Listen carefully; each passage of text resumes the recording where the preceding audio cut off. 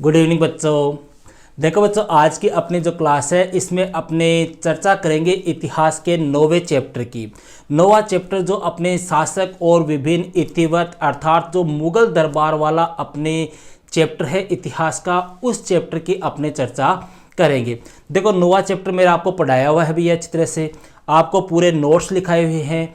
आज अपनी ये जो क्लास है इसमें चर्चा करेंगे इस चैप्टर के 2023 के अंदर जो अपने बोर्ड परीक्षा होगी, यानी लगभग 10 रोज बाद में, 10 से 15 रोज बाद में, ठीक है, उस बोर्ड परीक्षा में बनने वाले अति महत्वपूर्ण क्वेश्चनों की। देखो हर चैप्टर के भैया मैं आपको 10 से 15 क्वेश्चन बता रहा हूँ, मेन ऐसे क्वेश्चन बता रहा हूँ जो आपकी बोर्ड परीक्षा की दृष्टि से काफ़ी महत्वपूर्ण है। इसी श्रृंखला में आज अपने बात कर रहे हैं 9वें चैप्टर की, और 9वां जो चैप्टर है भैया, इस 9वें चैप्टर से अपने ब्लूप्रिंट के अकॉर्डिंग इस बार 3 क्वेश्चन आएंगे। बोर्ड एग्जाम में कितने क्वेश्चन आएंगे?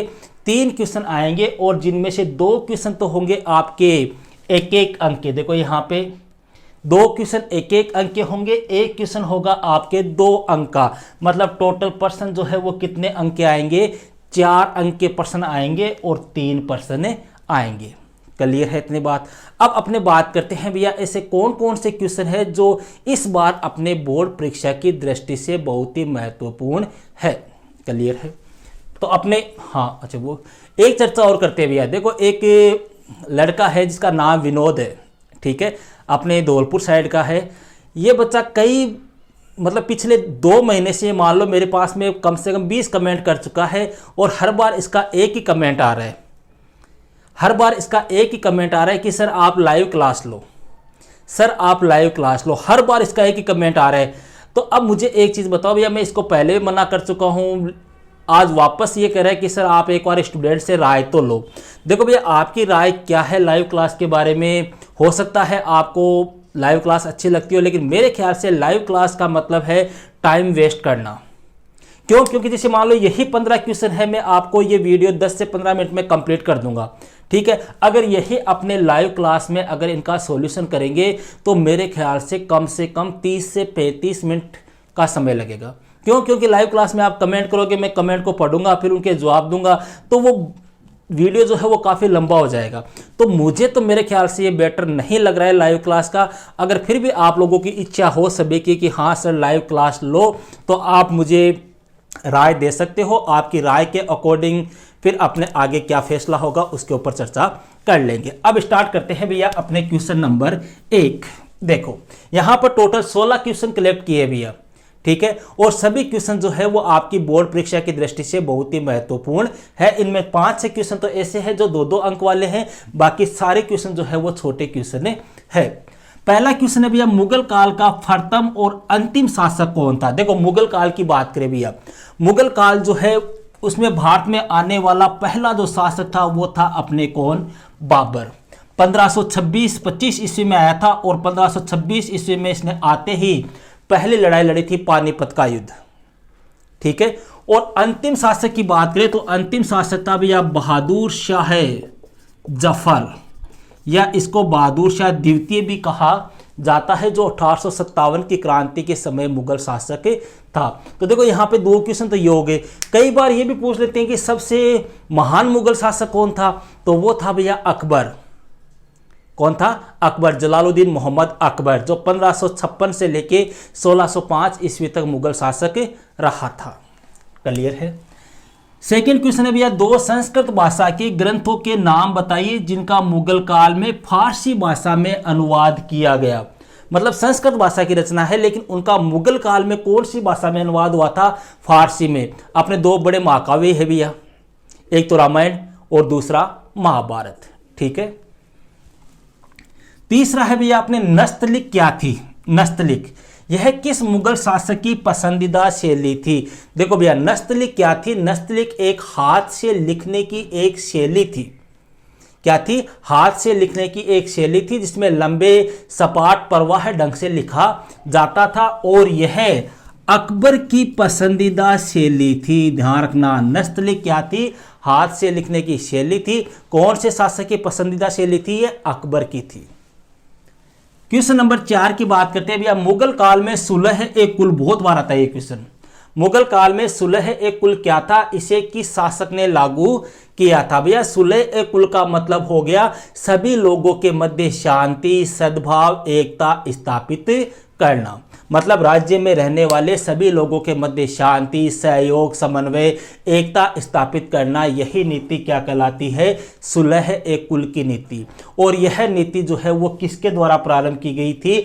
मुगल शासक अकबर के द्वारा प्रारंभ की गई थी। क्लियर है?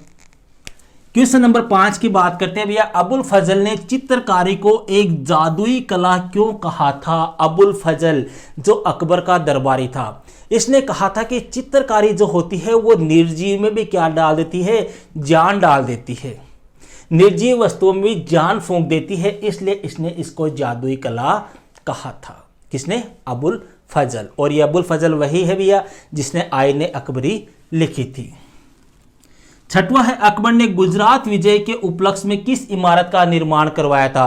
भैया अकबर ने गुजरात विजय की थी 1572-73 में, और इस गुजरात विजय के उपलक्ष्य में अकबर ने बुलंद दरवाजे का निर्माण करवाया था, जो अपने कहां पर है? फतेहपुर सीकरी में है। किसका निर्माण करवाया था? बुलंद दरवाजा।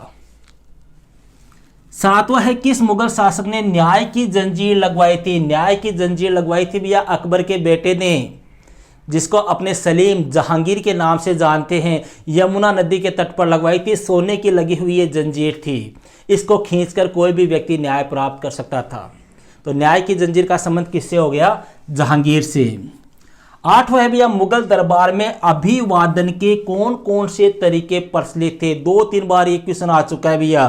देखो मुगल काल में अभिवादन के तरीकों की बात करें तो पहला तरीका था कोर्निश, सिजदा, पेबोस, जमीबोस। जमीबोस का मतलब जमीन को चूमना, या इसके अलावा दंडवत लेटना। ये कौन से तरीके थे? ये अपने मुगल काल में अभिवादन के तरीके थे। देखो यहां पे मैं आपको जल्दी जल्दी आंसर बता रहा हूं भैया, क्यों? क्योंकि यहां पर मेरा मकसद आपको आंसर बताना नहीं है, यहां पर मेरा मकसद है आपको मोस्ट क्वेश्चन उपलब्ध कराना। क्यों? क्योंकि आंसर तो आप खुद भी कर लोगे इनका। भाई मेरे आपको नोट्स लिखाए हुए हैं, आपके पास में बुक भी है, आपके पास में पासबुक भी है, आपके पास में डेस्क वर्क भी है, अदर सामग्री भी आपके पास में होगी। लेकिन यहाँ पर अपना जो मकसद है ना वो क्या है? आपको मोस्ट क्वेश्चन, अच्छे अच्छे क्वेश्चन उपलब्ध करवाना, ताकि आप एक अच्छी स्कोरिंग के साथ में पास हो सको। इसलिए मैं थोड़ा सा स्पीड से इनको करवा रहा हूँ, क्योंकि अपने पास में थोड़ा समय भी क्या है? कम है। नौवां है भैया, मुगल काल में दीवान ए आम क्या था? देखो दीवान ए आम क्या था? दीवान ए आम भैया एक सार्वजनिक सभा भवन था। सार्वजनिक सभा भवन का मतलब जहां पर सभी लोग क्या हो सके? उपस्थित हो सके, जहां पर आम लोगों की क्या होती थी? मीटिंग होती थी, और जिसमें सरकार के जो प्राथमिक कार्य होते थे उन प्राथमिक कार्यों को संपादित किया जाता था। तो दीवान ए आम क्या था? सार्वजनिक सभा भवन था, और इसमें सरकार के प्राथमिक कार्यों का संपादन किया जाता था। 10वां है भैया, मुगल बादशाह अकबर को अकबर महान क्यों कहा जाता है? भाई मुगल बादशाह कई हुए, बाबर था, हुमायूं था, जहांगीर था, अकबर, ये शाहजहां था, औरंगजेब था, कई मुगल शासक हुए, लेकिन अकबर एकमात्र ऐसा शासक है जिसको अकबर महान कहा जाता है।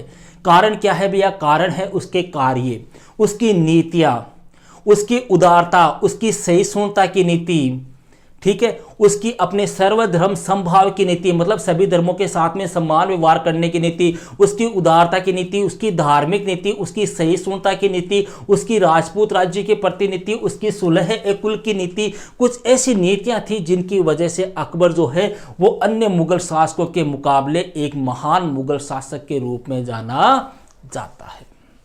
ठीक है, वही बात है जैसे अपने मौर्य सम्राट अशोक के नाम के क्या लगता है? अशोक महान। उसी प्रकार से क्यों? अशोक की भी क्या थी? अशोक की जो नीतियां थी उन्हीं की वजह से वो महान था। अकबर महान क्यों था? अकबर की नीतियां थी। ठीक है। 11वां है भैया, मुगल काल द्वारा तैयार किए गए इतिवृत्तों के कोई 2 उद्देश्य बताइए। मतलब मुगल काल में जो इतिवृत्त तैयार किए गए थे उनके उद्देश्य क्या थे? तो देखो भैया, पहला उद्देश्य तो क्या था? मुगल राज्य को एक प्रबुद्ध राज्य के रूप में चित्रित करना। ठीक है। और दूसरा, जो मुगल शासन का जो विरोध करने वाले लोग थे उनको यह बताना कि उनके सभी विरोध जो है वो अंत में क्या होंगे? असफल होंगे, या उनके सभी विरोधों का असफल होना निश्चित है। ये 2 क्या थे? मुगल काल में तैयार किए गए इतिवृत्तों के प्रमुख उद्देश्य। 12वां है भैया, मुगल काल में न्याय के विचार को व्यक्त करने का सबसे अच्छा तरीका क्या था। देखो न्याय, मुगल काल में भैया सबसे ज्यादा न्याय पर ही जोर दिया गया था। न्याय को अपने सर्वोत्तम सद्गुण माना गया है। एक प्रकार से न्याय जो था उसको सर्वोत्तम सद्गुण माना गया है। और सबसे अच्छा प्रतीक क्या बताया गया है, सबसे अच्छे प्रतीक के रूप में बताया गया है कि शांति के साथ में एक दूसरे के चिपक कर शेर और बकरी या गाय क्या है, बैठे हुए हैं। अब आप सोचो, शेर और बकरी जिनमें 36 की टक्कर होती है, शेर देखते ही खा जाता है, शेर और गाय वो चिपक चिपक कर बैठे हुए हैं। तो इसका मतलब यह दिखाना था कि मुगल काल में कमजोर और धनी या ताकतवर और दुर्बल सभी क्या है, समान है। यहां पर कोई बड़ा नहीं है, कोई छोटा नहीं है, कोई ताकतवर नहीं है, कोई कमजोर नहीं है। और व्यक्त किसके माध्यम से किया गया, बकरी और शेर को एक साथ बिठाते हुए या बकरी और गाय को एक साथ शांति के साथ में चिपक कर बिठाए हुए दिखाया गया है। 12वां है भैया, मीर बख्शी कौन था, इसका प्रमुख कार्य बताइए। देखो मुगल काल में जो सबसे ज्यादा वेतन प्राप्त करता था, सर्वोच्च वेतन दाता, वो होता था मीर बख्शी। इसको सबसे ज्यादा वेतन मिलता था और यह हमेशा जो है वो बादशाह के दाईं ओर खड़ा होता था, बादशाह के दाईं ओर खड़ा होता था। और इसी के द्वारा उन व्यक्तियों को एक प्रकार से उन व्यक्तियों को आगे किया जाता था, उन व्यक्तियों के नाम प्रस्तुत किए जाते थे जिनको नियुक्ति देनी है या जिनको पदोन्नति देनी है या जिनका प्रमोशन करना है।